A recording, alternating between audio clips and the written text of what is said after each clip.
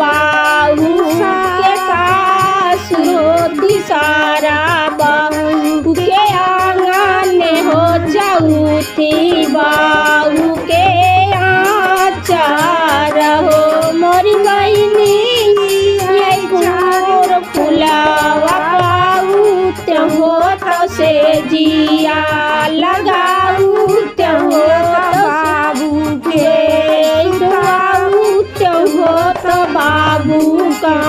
सुताऊ हो बहरे से आवाते ससुर हो नजारा पर अरे हो रीला पे नजारा पर हो मोरी बहू हरि कावाने बरात